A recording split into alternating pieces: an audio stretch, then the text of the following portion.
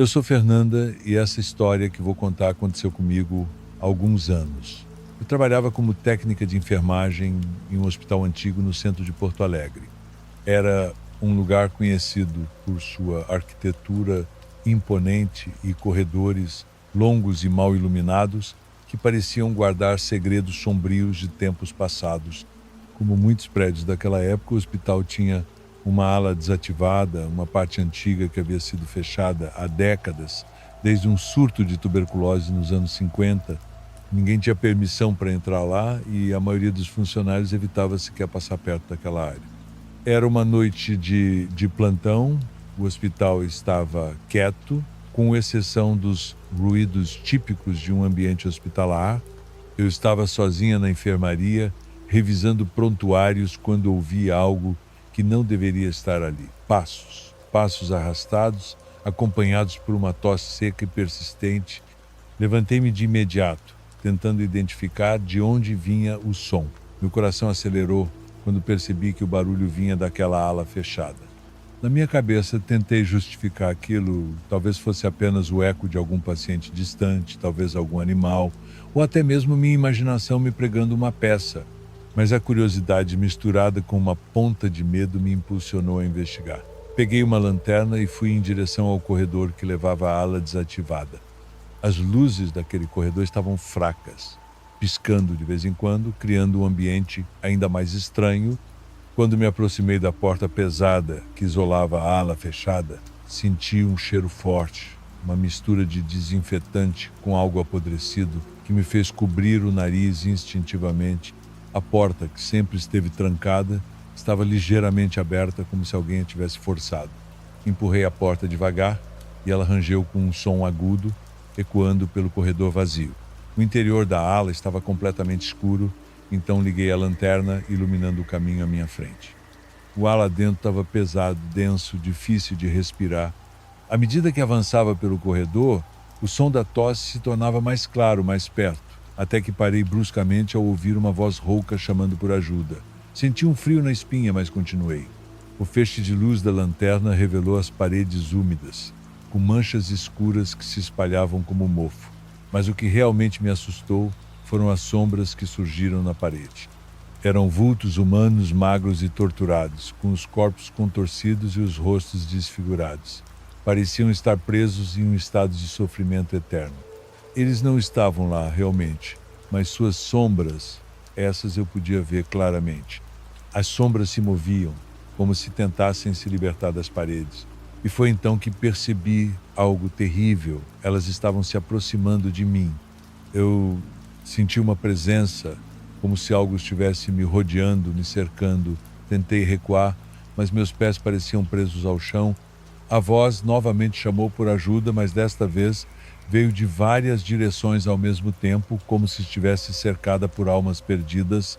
Não havia saída. Foi quando vi, na luz fraca da lanterna, marcas de mãos no chão, mãos finas, ossudas, cobertas de sangue seco. Elas surgiam ao longo do corredor, como se algo ou alguém estivesse se arrastando desesperadamente. Eu ouvi um arrastar suave, vindo de algum lugar à minha frente, e me forcei a continuar, mesmo com o medo me sufocando. Finalmente cheguei ao fim do corredor, onde uma porta entreaberta revelava o que parecia ser uma antiga enfermaria. Lá dentro, a cena era ainda pior. Camas enferrujadas estavam dispostas de forma caótica, com colchões rasgados e cobertos por lençóis encardidos. Mas o que realmente me aterrorizou foram os corpos. Eles estavam deitados nas camas, magros, pálidos, com olhos fundos, que pareciam seguir cada movimento que eu fazia. Eram pessoas, ou que um dia foram pessoas, presas em um estado entre a vida e a morte. Um deles se levantou da cama, o corpo frágil, tremendo, e estendeu a mão em minha direção. Eu podia ver a dor em seus olhos, a súplica silenciosa por algo que eu não podia oferecer. Tentei gritar, mas minha voz falhou. Dei um passo para trás e o chão sob meus pés pareceu ceder, como se a realidade estivesse se distorcendo ao meu redor. Foi então que algo me puxou, senti mãos invisíveis segurando meus braços, minhas pernas me prendendo. A luz da lanterna piscou e se apagou, deixando-me em uma escuridão completa. O ar estava gelado e eu podia ouvir o som de respirações ofegantes ao meu redor, próximas, quase em cima de mim. Eu tentei me soltar, mas essas mãos frias e esqueléticas, seguravam-me com força. Não sei quanto tempo fiquei lá, presa naquela escuridão, mas em algum momento a luz voltou. Eu estava deitada no chão do corredor, sozinha, ofegante e suando frio. Olhei ao redor, mas não havia nada, nem sombras, nem corpos, apenas o silêncio do hospital deserto. Levantei-me com dificuldade e corri para fora daquela ala, fechando a porta com força atrás de mim. Desde aquela noite, algo mudou em mim. Eu deixei o hospital pouco tempo depois, incapaz de continuar trabalhando naquele lugar. Mas o que aconteceu lá nunca me deixou realmente. Ainda ouço sons da tosse, os passos arrastados e de vez em quando vejo marcas de mãos em lugares onde não deveriam estar. Às vezes tenho pesadelos com aquelas sombras, com aqueles corpos e acordo sentindo como se ainda estivesse presa naquele corredor escuro. E o pior de tudo é que, mesmo acordada, às vezes sinto aquelas mãos de novo, segurando meus braços, minhas pernas, como se quisesse me puxar de volta para aquele lugar onde a dor e o sofrimento nunca terminam. Eu sei que o que vi naquela noite não foi um sonho e que, de alguma forma, aquelas almas ainda estão presas lá, esperando, sofrendo e me chamando. Antes de continuar para o próximo relato, comente de qual cidade você está assistindo e eu vou responder a todos que comentarem. Não se esqueça de se inscrever no canal e ativar o sininho de notificação para não perder nenhum vídeo novo. Agora vamos continuar. Meu nome é Marcelo e essa história é uma daquelas que, por mais que eu tente esquecer, nunca vai me deixar em paz. Durante meu estágio como enfermeiro, fui designado para a ala psiquiátrica de um hospital antigo em Belo Horizonte. O prédio era velho, cheio de corredores estreitos e mal iluminados, o tipo de lugar que parece ter sido esquecido pelo tempo. Logo de cara percebi que aquele não era um ambiente qualquer. Havia algo ali, uma sensação que eu não conseguia descrever, mas que parecia pairar no ar. Entre as várias áreas da ala, havia uma enfermaria, que todos evitavam. Ninguém falava muito sobre o que acontecia lá, mas eu ouvi os boatos. Era onde os pacientes mais perigosos eram levados, aqueles que ninguém conseguia controlar ou curar. Diziam que era um lugar onde as pessoas simplesmente eram deixadas para morrer, esquecidas e abandonadas. Numa noite, fui chamado para cobrir um turno extra e, para minha infelicidade, fui escalado justamente para cuidar dessa enfermaria. Eu sabia que ia ser complicado, mas nada me preparou para o que estava por vir. Quando entrei, a primeira coisa que me atingiu foi o cheiro. Era um odor forte, de mofo misturado com algo mais, algo que eu só conseguia descrever como desespero. Era como se aquele lugar tivesse impregnado com sofrimento de anos. Os pacientes estavam em seus leitos, mas havia algo errado com eles. Todos estavam agitados, murmurando coisas que eu não conseguia entender. Um deles, um homem que parecia ter uns 50 anos, mas que podia muito bem ter muito mais, começou a bater a cabeça na parede com força. Ele repetia a mesma frase sem parar. Ele está aqui, ele veio nos buscar. Tentei acalmá-lo, mas parecia que ele nem me via, como se estivesse preso em algum tipo de transe. Foi então que ouvi o barulho. No começo achei que era a minha imaginação, mas logo percebi que vinha do corredor. Era o som de correntes, como se alguém as arrastasse pelo chão. Meu corpo inteiro ficou tenso e uma sensação de perigo tomou conta de mim. De repente, as portas das celas começaram a se abrir sozinhas, uma por uma. Cada porta se abriu com um estalo alto, como se algo as estivesse empurrando com força. Os pacientes começaram a gritar, e o som que encheu a enfermaria foi horrível. Mas não eram gritos comuns, eram sons de pavor, de dor. Eles se contorciam de maneiras que eu nunca tinha visto antes, como se seus corpos estivessem sendo torcidos por dentro.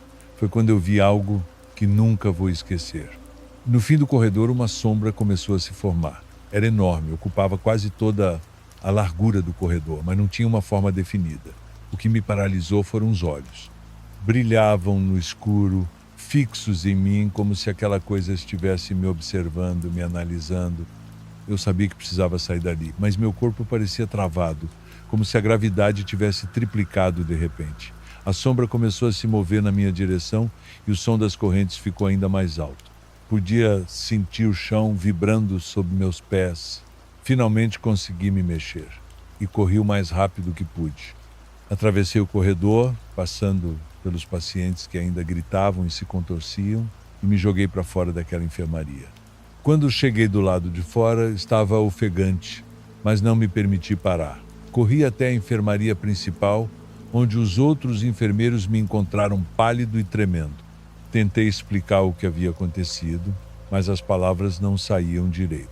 Eles me olharam como se eu estivesse louco, mas eu sabia o que tinha visto.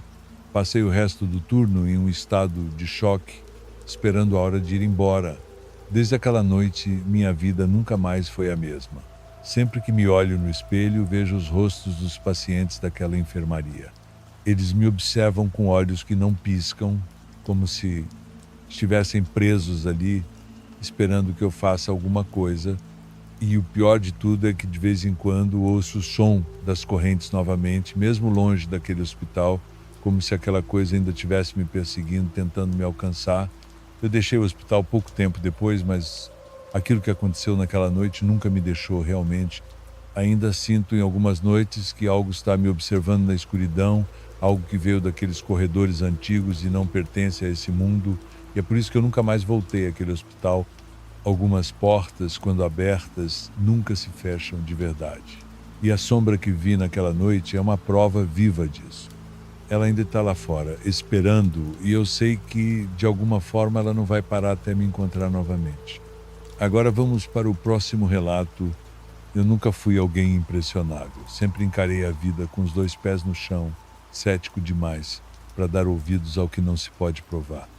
Mas tem coisas que simplesmente não se explicam, e desde aquela época, por mais que eu tente racionalizar, tem algo dentro de mim que se recusa a deixar aquilo virar apenas memória.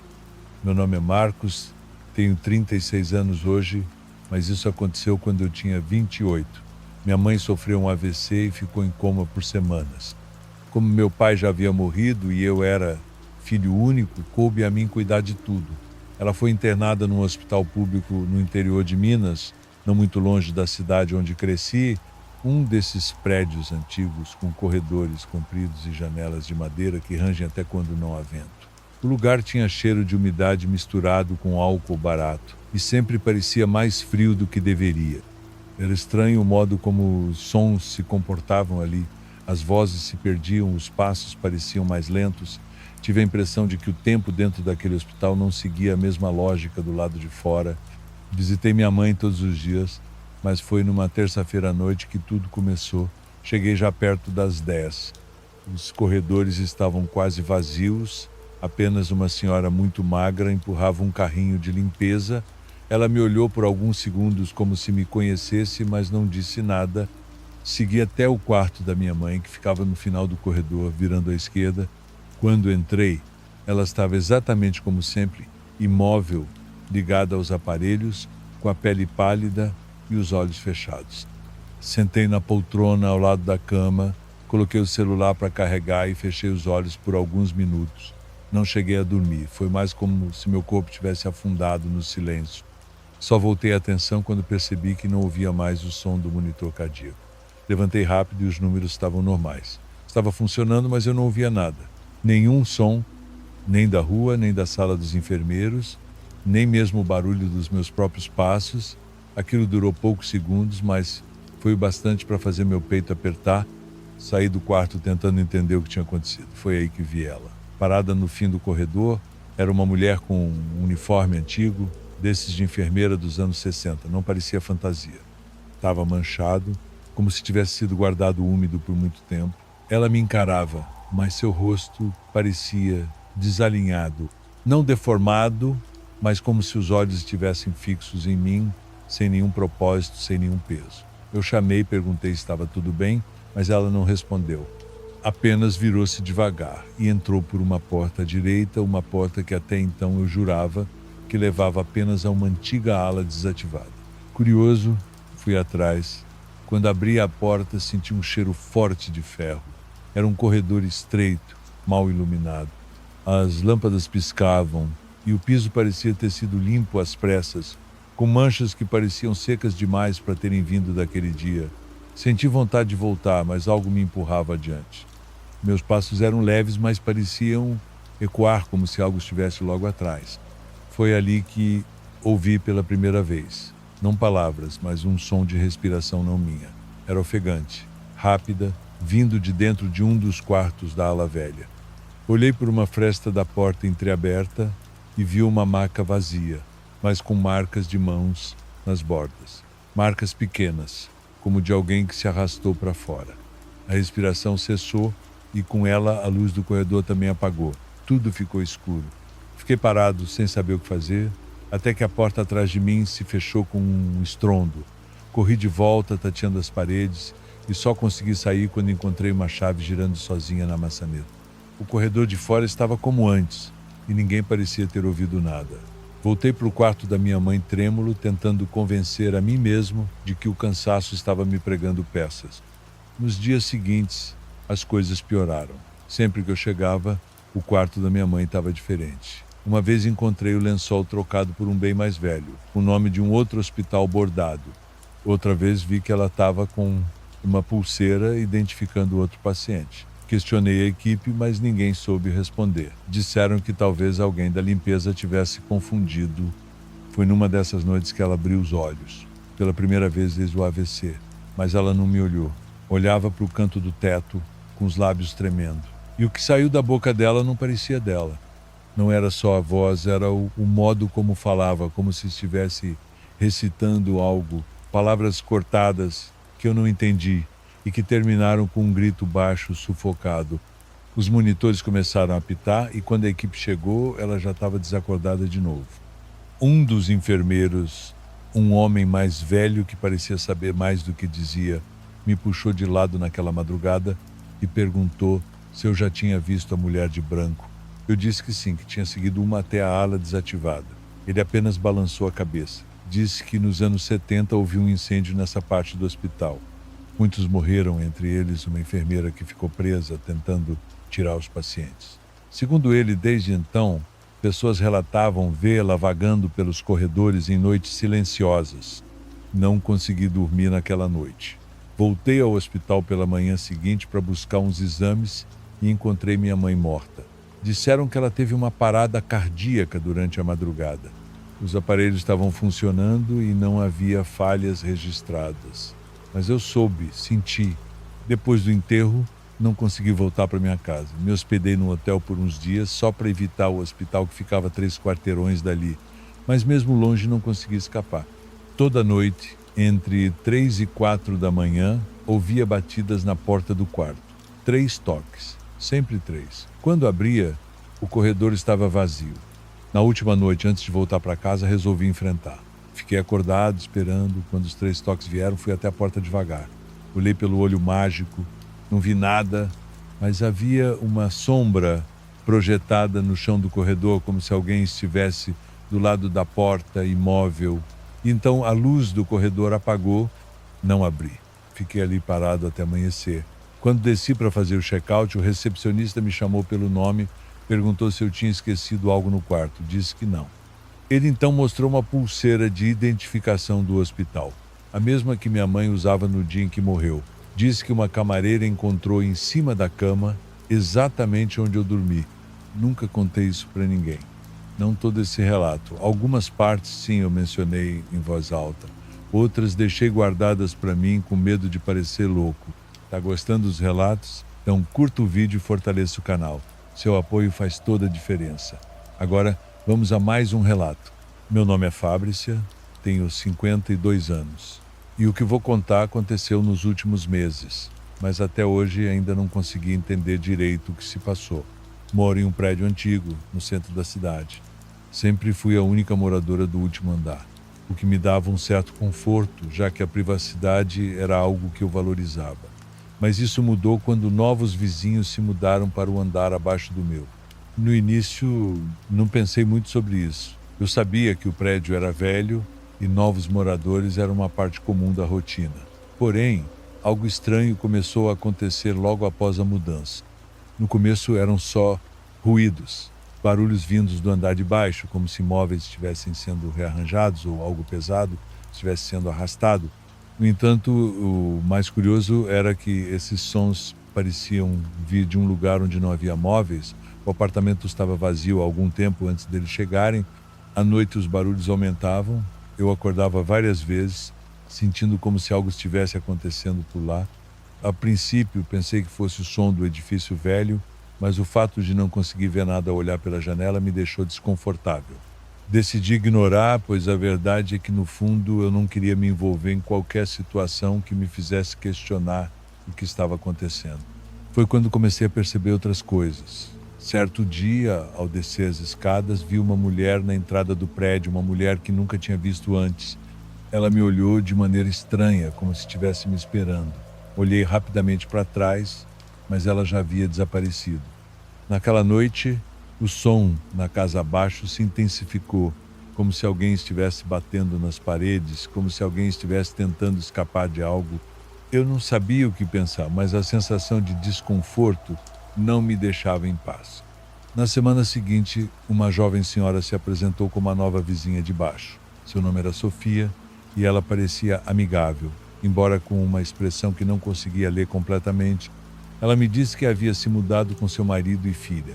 Eu a vi algumas vezes no corredor, mas ela sempre parecia estar com pressa, como se tivesse algo mais importante para fazer do que conversar. O comportamento de Sofia começou a me deixar inquieta. Ela parecia cada vez mais nervosa e frequentemente se trancava em seu apartamento sem permitir que ninguém a visse. Aos poucos, comecei a notar que o comportamento estranho não estava se limitando a ela.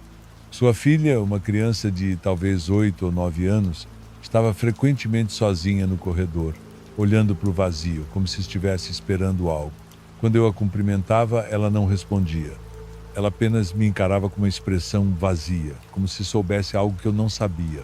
Tudo piorou em uma noite de tempestade, quando eu estava sozinha em casa. O som do vento forte e da chuva batendo nas janelas misturava-se com os barulhos do andar de baixo, que agora não eram mais de móveis sendo movidos, mas algo mais, como se alguém estivesse tentando quebrar as paredes. A cada estalo, a pressão em meu peito aumentava.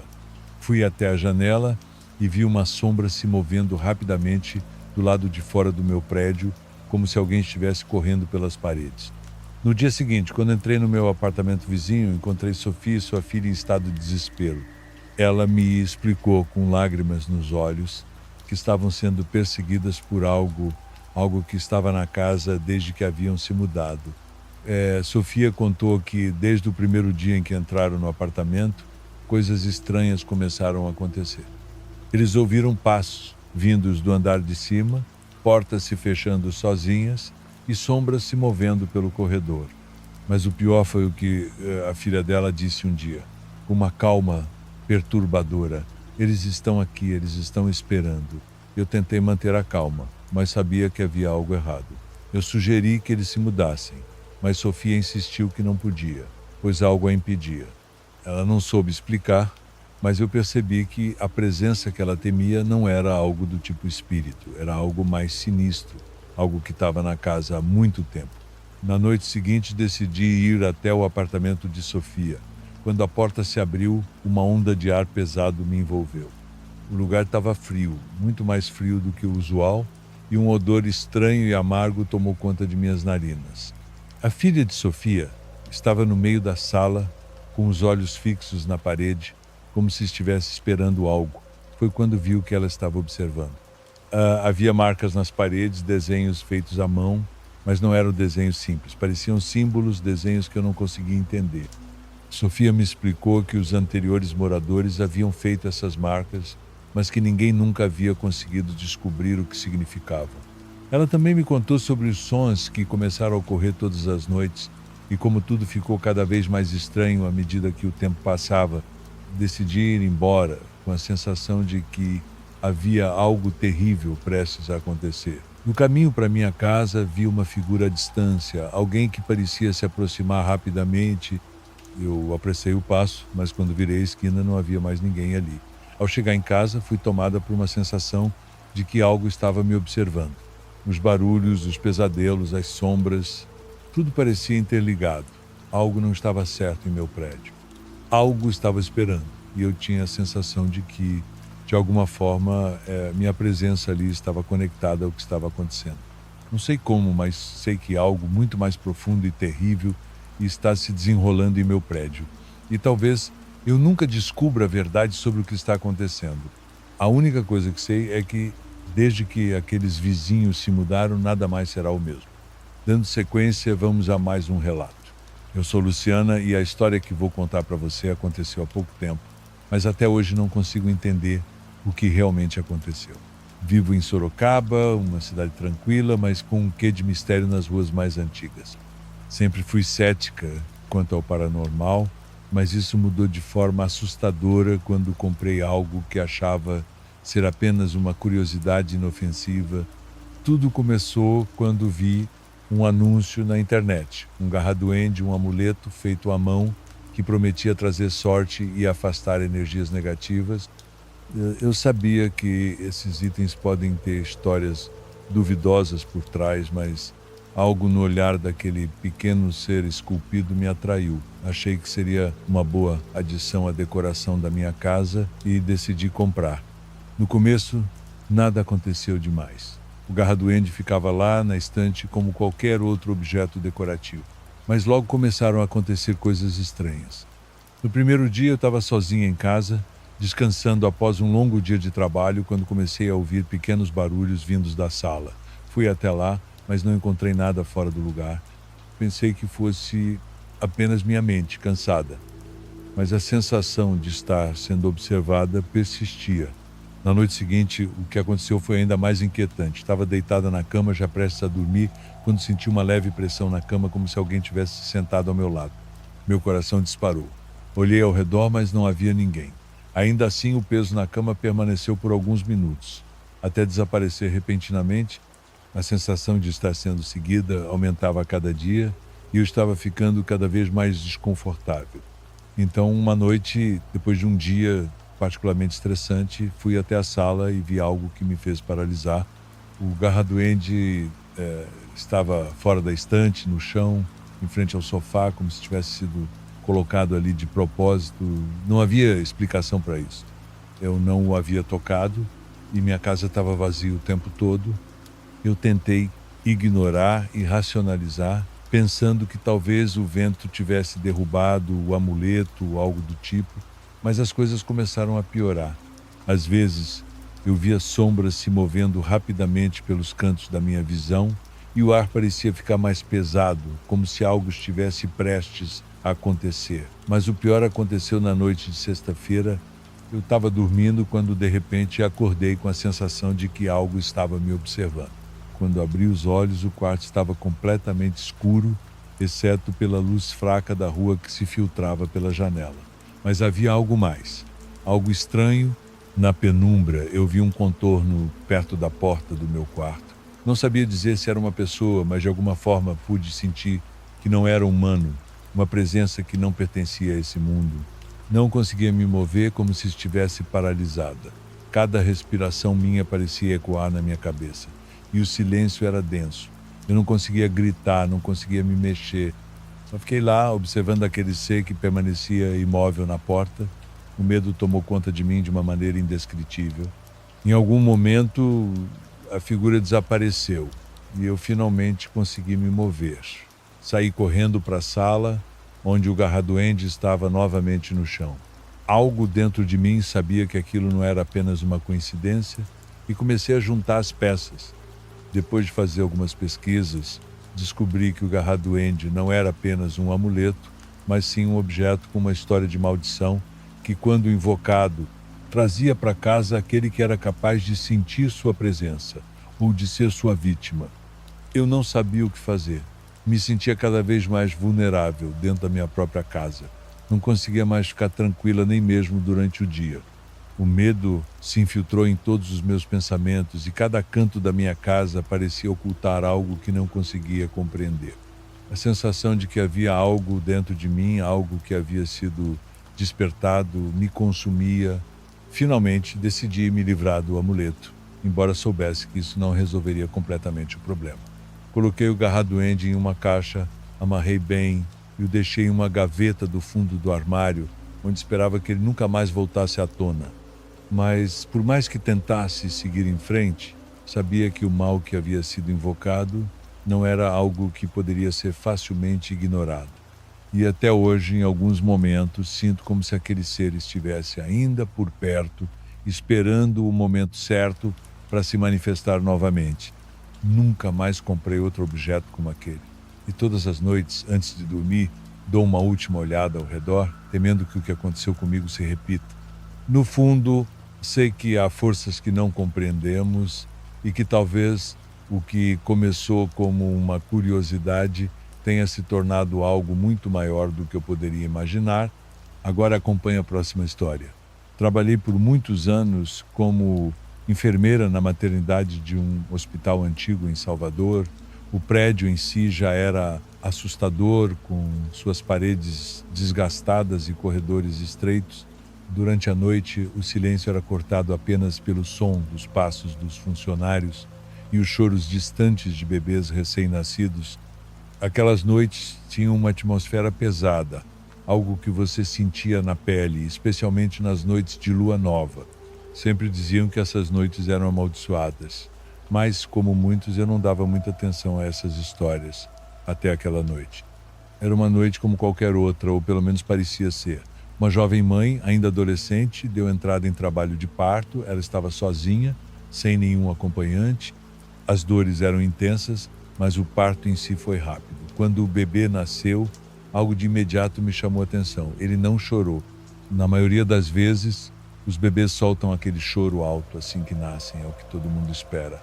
Mas aquele bebê ficou em silêncio, imóvel, como se o ar ao redor dele estivesse parado. Tentando manter a calma, limpei o bebê e o coloquei nos braços da mãe. Foi aí que tudo começou a desmoronar. Quando a mãe olhou para o bebê, seu rosto mudou completamente. Ela arregalou os olhos, ficou pálida e, num impulso, o empurrou para longe, gritando algo que me deixou sem chão. Isso não é meu filho. Aquele grito ecoou pelos corredores vazios e, por um momento, o tempo pareceu parar. Olhei para o bebê e vi algo que jamais esquecerei. Seus olhos eram completamente negros, sem qualquer sinal de vida, sem pupilas, como se fossem dois buracos profundos. Um calafrio percorreu meu corpo, mas tentei manter a compostura. Peguei o bebê e o levei rapidamente para o berçário. O que aconteceu a seguir ainda me assombra. No berçário, as luzes pareciam mais fracas do que o normal, como se o lugar estivesse mergulhado em uma penumbra constante. Coloquei o bebê em um dos berços e observei por alguns minutos. Ele continuava imóvel, não se mexia, nem sequer piscava. Mas havia algo perturbador. Aqueles olhos negros seguiam cada movimento que eu fazia, como se estivesse me observando, me analisando. Chamei uma das enfermeiras mais velhas, uma senhora que trabalhava no hospital há décadas. Ela entrou na sala e, assim que viu o bebê, seu rosto mudou. Ela me puxou para o canto e, com uma voz séria, disse: "Esse bebê não tem alma. Ele nunca deveria ter nascido." Fiquei sem palavras. Como alguém pode dizer algo assim de um recém-nascido? Mas, no fundo, algo em mim sabia que ela estava certa. Poucas horas depois, o hospital mergulhou no caos. A jovem mãe foi encontrada morta em sua cama.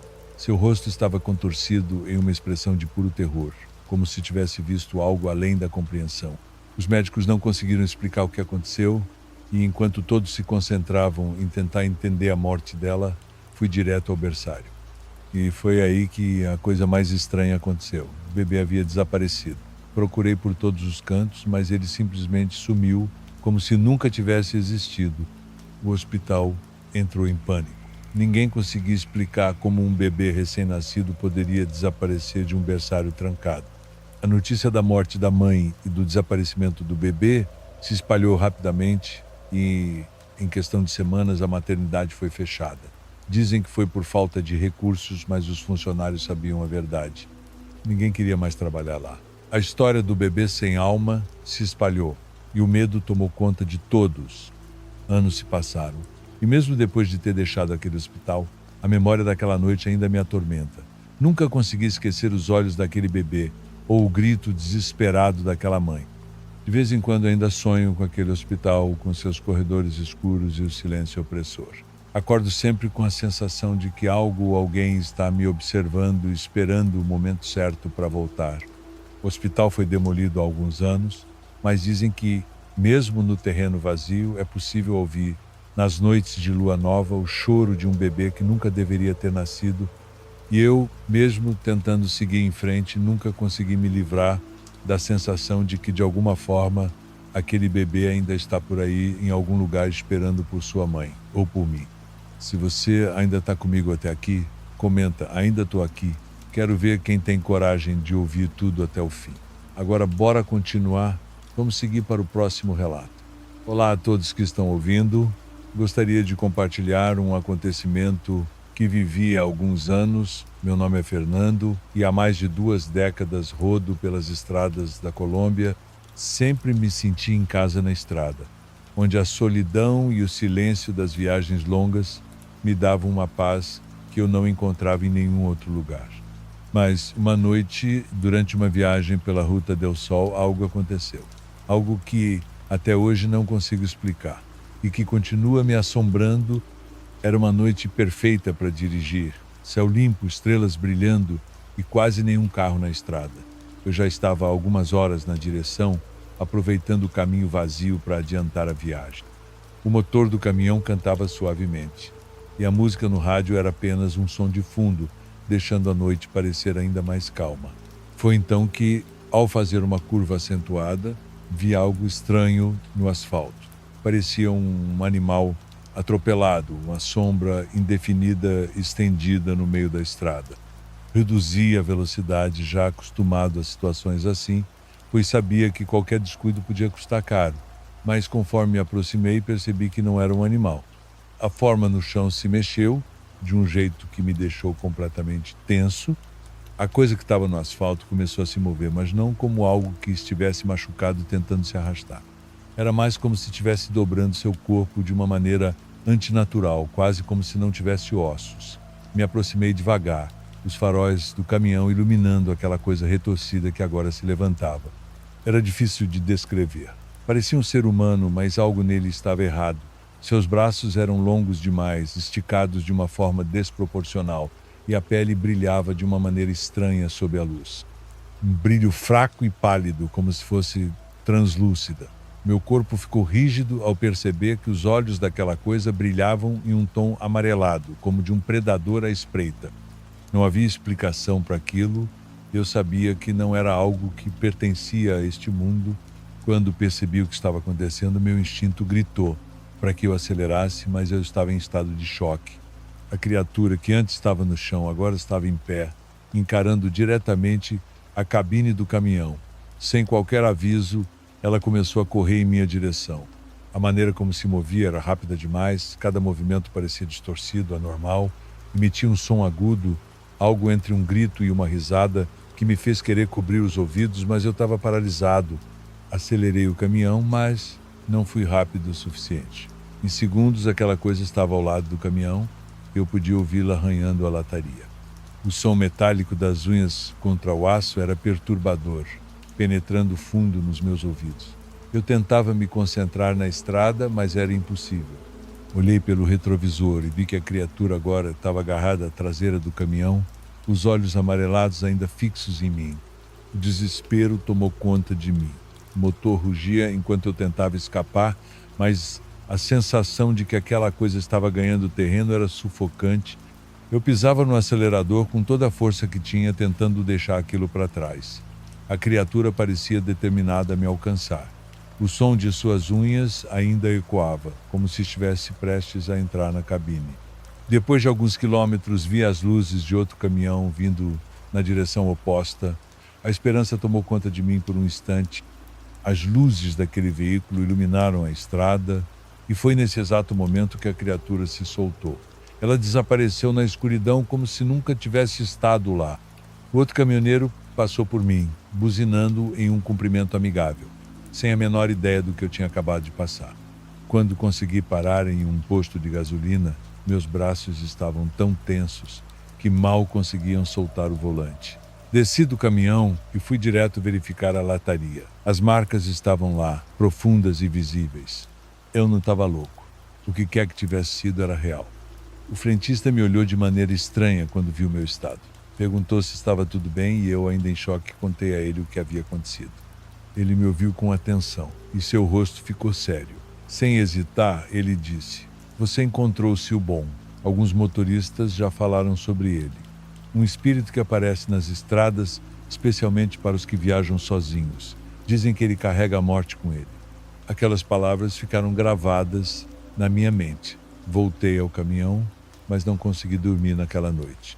O som daquele grito ainda ecoava na minha cabeça e as marcas no caminhão eram uma lembrança física de que o que eu tinha visto não era uma alucinação. Desde então, nunca mais passei por aquela estrada à noite. Ainda sou caminhoneiro, mas carrego comigo o peso daquela experiência. Às vezes, quando estou sozinho na estrada, sinto o mesmo arrepio que senti naquela noite. Não se esqueça de curtir o vídeo. Agora vamos a mais um relato. Em setembro, fiz uma viagem até Myrtle Beach com minha família. Éramos eu, minha mãe, minha irmã, o marido dela e seus 2 filhos. Usamos meu carro e o da minha irmã para transportar tudo. Alugamos uma casa de praia por pouco mais de uma semana e nos divertimos muito. Eu estava passando por um momento difícil na minha vida entre empregos, tendo acabado de começar 2 novos trabalhos. Estava com pouco dinheiro e preocupado em manter o pagamento do meu carro em dia, então decidi voltar para casa 2 dias mais cedo para tentar trabalhar mais horas. Minha família estava nervosa porque eu planejava sair após o jantar e dirigir durante a noite para chegar em casa. Eles se preocuparam, mas eu os consolei dizendo que ficaria bem e que dirigiria direto para casa, só parando para abastecer e comer quando necessário. Sou uma boa motorista, embora um pouco impaciente, então normalmente vou o máximo possível antes de parar, mas sabia que uma viagem de 12 horas exigiria algumas pausas. Então planejei parar em todos os pontos de descanso para me alongar e ficar alerta. Estava dirigindo pela Virgínia Ocidental. Acho que todos sabem como as paradas de descanso podem ser isoladas à noite, especialmente atravessando montanhas. Parei em um centro de visitantes que anunciava uma lanchonete de fast food. Era muito tarde, entre 1 e 3 da manhã. Eu precisava muito usar o banheiro. Ao chegar, percebi que os prédios com fast food estavam fechados. Então dei a volta no estacionamento e estacionei sob um poste de luz em frente ao centro de visitantes. Ao sair do carro, calcei meus sapatos e olhei em volta. Tudo parecia normal. Verifiquei meu telefone, peguei minha carteira e certifiquei-me de que o carro estava trancado, ouvindo a buzina para confirmar. Caminhando em direção ao centro, vi um homem com um moletom branco parado na entrada. Não dei muita atenção até notar que ele estava me observando de forma estranha. Quando olhei para frente novamente, vi outro homem sentado em um banco do outro lado de alguns arbustos altos. De repente senti que algo não estava certo. Entrei rapidamente, fiz o que precisava no banheiro e antes de sair, liguei para minha amiga. Meu marido estava no trabalho e, por mais absurdo que fosse, senti segurança falando com alguém, mesmo que estivesse a 6 horas de distância. Expliquei a situação rapidamente e pedi que ela ficasse na linha comigo. Ao sair, não vi mais o homem que estava na entrada. Olhei para a direita e vi os 2 homens agora parados perto do banco, aparentemente olhando para frente, mas disfarçando. Vi um casal entrando no centro e tive o impulso de pedir que caminhassem comigo, mas minha paranoia me impediu.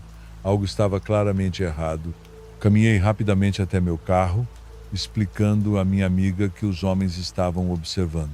Quando olhei para trás novamente, vi o homem de moletom branco caminhando em minha direção. Contei à minha amiga que ele estava se aproximando. Ao me aproximar mais do carro, percebi que seus passos estavam ficando mais rápidos. Nesse momento, entrei em pânico. Destravei rapidamente meu carro, entrei e, sem pensar, acelerei. No desespero, ao dar ré, acabei atingindo o homem que me seguia. Não parei para ver o que aconteceu. Nem sequer coloquei o cinto de segurança. Saí dali o mais rápido que pude, sem olhar para trás. Na próxima parada de pedágio, fiz um relato aos funcionários que chamaram a Polícia Estadual para verificar a área. Eu não parei de tremer por horas e me recusei a sair do carro até chegar em casa. Aterrorizada, só conseguia pensar que, se aqueles homens tivessem agido mais rapidamente enquanto eu estava distraída calçando os sapatos, eu não teria tido chance de me defender. Dando sequência, vamos a mais um relato. Quando criança, desde que me lembro, A ideia de dormir sozinho me aterrorizava. Toda a minha família sabia disso. Era uma sensação que simplesmente não me abandonava. Felizmente sempre tive meus irmãos em casa, porque, sério, era um medo completamente irracional que me paralisava sempre que havia alguma possibilidade, mesmo que distante, de ficar sozinho em casa. Eu ia parar na casa de um parente. Quando cresci, tive meu primeiro emprego e finalmente fui morar longe da casa dos meus pais, mas ainda assim nunca sozinho. Sempre tive ao meu lado colegas de quarto. Quando meu colega foi embora, voltei para a casa dos meus pais por um tempo. Mais tarde tive a sorte de ter uma namorada que sempre entendeu essa estranha fobia que eu tinha. Fui morar com ela e ela sempre me apoiou. O irmão dela morava muito perto do nosso apartamento e quando ela precisava sair, dizia para ele ficar em casa. Não sei sob quais pretextos ou o que ela inventava, mas ele sempre ficava na sala jogando videogame comigo até muito, muito tarde da noite. Também tenho que esclarecer que na minha casa, quando eu era criança, nunca me explicaram a origem desse medo, mas sempre fizeram o possível para cuidar de mim. Eles nunca agiram como se fosse algo irreal ou absurdo, de forma alguma. Isso sempre me fez acreditar que devia haver algum motivo, mas se eu soube disso em algum momento da infância, já não me lembro. Há algumas semanas, recebemos uma ligação que nos acordou alarmados. Como sempre, um telefonema à meia-noite é preocupante. Era a mãe da minha namorada. O irmão dela havia sofrido um acidente e eles não sabiam como ele estava, nem sabiam para qual hospital o haviam levado. Ela só sabia o pouco que um policial lhe contou por telefone. Minha namorada sabia em que área seu irmão estava, como sempre, e naquele momento saiu de casa para ir procurar Lu junto com sua mãe. Claro que me ofereci para ir com ela, mas nosso carro é daqueles bem pequenos, para 2 pessoas, então se eu fosse só iria atrapalhar. Assim fiquei em casa. Ela saiu tão rapidamente que não percebi até que o silêncio do apartamento tomou conta e me dei conta de que eu estava sozinho. Muito provavelmente passaria aquela noite completamente sozinho naquele lugar. Era tarde demais para ir à casa dos meus pais ou ligar para alguém. Senti que, de alguma forma, a vida havia me levado àquele momento para enfrentar minha fobia, para superá-la naquela noite. Então, fiz isso, fingi que não estava com medo, fiquei esperando que o irmão da minha namorada estivesse bem, que o encontrassem logo, que tivesse sido mal entendido. Tentei adormecer e não pensar, não insistir no medo, até que finalmente meus olhos se fecharam completamente. Meu corpo parecia feito de chumbo, preso na cama, sem conseguir me levantar. Depois de não sei quanto tempo, ouvi a porta. Minha namorada havia chegado, pensei.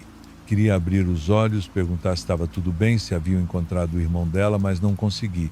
Estava muito cansado, eu não conseguia me levantar ou abrir os olhos, só conseguia ouvir e sentir a cama. Estava acordado, consciente, minha mente estava, mas meu corpo não. De repente, a pessoa ao meu lado se aproximou, senti o tecido como se estivesse usando um suéter muito velho, duro e rígido. Então, senti um cheiro horrível, como lixo, e meu nariz começou a escorrer. Eu ouvi tudo. Ouvi como aquela pessoa ao meu lado respirava com dificuldade, como suas mãos se mexiam sobre o colchão. Minutos se passaram, horas se passaram. Isso durou quase a noite toda. Eu dormia por alguns momentos e então percebia novamente que havia alguém comigo. Quando essa pessoa saiu do quarto, fechou a porta e eu fiquei ali imóvel, sem conseguir me mover, sem conseguir reagir, sem conseguir abrir os olhos. Adormeci e acordei com a luz da manhã. Quando minha namorada chegou, a primeira coisa que me veio à mente foi o medo do que senti. Ela me perguntou o que diabos havia acontecido ali, porque percebi que a cama estava cheia de cabelo ao meu lado, cabelo preto, muito comprido e fedorento. Ela me perguntou de onde aquilo havia vindo e eu expliquei o que havia sentido durante aquela paralisia. Mesmo tentando explicar, minha namorada ficou com raiva. Não fazia sentido alguém entrar em nossa casa e deixar aqueles cabelos, mas ela não queria ouvir. Gritou comigo de uma forma que nunca tinha visto antes. Parecia que não era ela. Ela me pediu para sair e acabei voltando para a casa dos meus pais, pelo menos por alguns dias. 3 dias depois, ela veio me procurar em casa, chorando, me pediu para voltar com ela para o apartamento, pois tinha algo para me contar. A primeira coisa que ela fez foi explicar como algo a fez perder o controle naquele momento. Ela sabia que aquele cabelo não poderia pertencer a uma mulher, mas uma voz, algo dentro dela, parecia mandar me expulsar. Naquela noite, ela sentiu o mesmo medo, a fobia que eu sofria desde criança. Enquanto se preparava para dormir, sentiu um vazio incontrolável no peito, algo que não sabia de onde vinha. Ela tomou alguns comprimidos para dormir e, sem poder abrir os olhos, ouviu a porta. Não fui eu. Um fedor entrou no quarto e algo se deitou ao lado dela.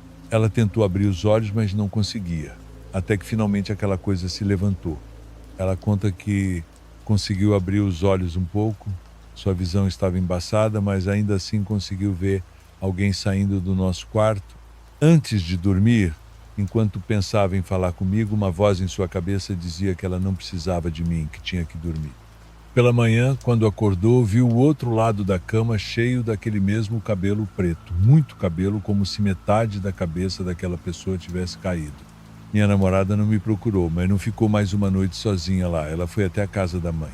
Naquela noite, algo aconteceu no apartamento. Vários vizinhos disseram ter ouvido uma porta abrir e fechar repetidamente. Alguns sabiam que o apartamento estava vazio e 2 vizinhos disseram ter visto algo na nossa janela.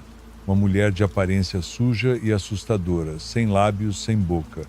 Pedimos a um padre, amigo do meu pai, que fosse até lá. Ele me conhece desde criança e parece saber de algo, pois me pediu para não me desapegar de Deus. Penso muito no que aconteceu comigo e com minha namorada.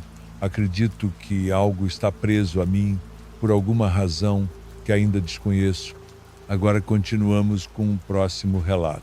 Olá a todos do canal, quero que vocês saibam que gosto muito do seu conteúdo.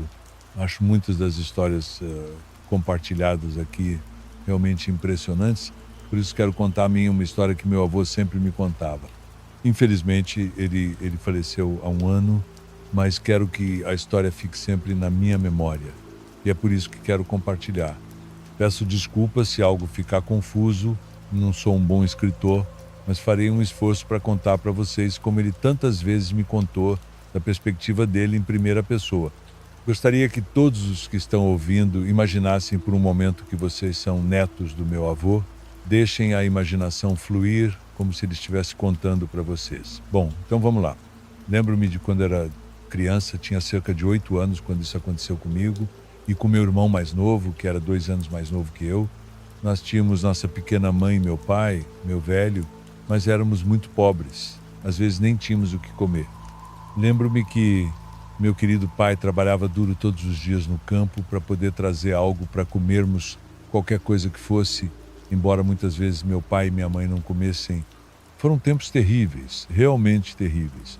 Mas devo confessar que quando criança, a gente acaba não vendo as coisas da forma que vemos quando crescemos. Apesar de todas as dificuldades que tínhamos, eu era muito feliz ao lado do meu irmão. Como toda criança, nós não víamos além do que realmente estava acontecendo, só queríamos brincar. Mas então, do dia para a noite, tudo piorou. Meu pai caiu de cama, infelizmente um escorpião o picou enquanto estava no campo, e após complicações meu pai morreu.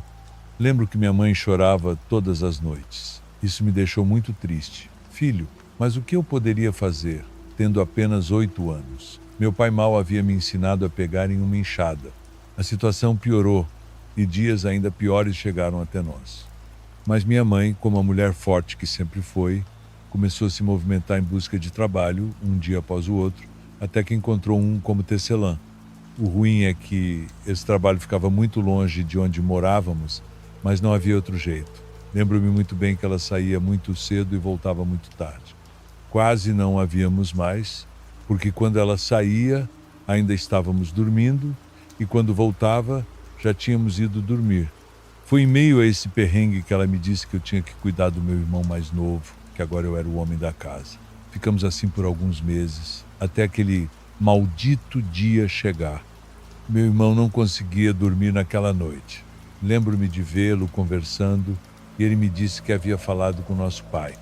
Eu sabia que era impossível e acreditava que ele ainda não conseguia assimilar a morte do nosso pai. Então decidi ignorar. Já estava adormecendo de novo quando ouvi a porta da nossa casinha bater, como se tivesse sido fechada com muita força, quase com a intenção de derrubar. Levantei-me e percebi que meu irmão não estava mais comigo. Corri o mais rápido que pude e, com medo, saí para procurá-lo. Consegui ver que ele se dirigia para a floresta próxima à nossa casa. Corri e entrei na mata para encontrá-lo, mas não conseguia. Lá estava eu procurando até que também ouvi a voz do meu velho, mas a voz parecia muito grossa. Comecei a seguir aquela voz e agora eu estava procurando meu pai.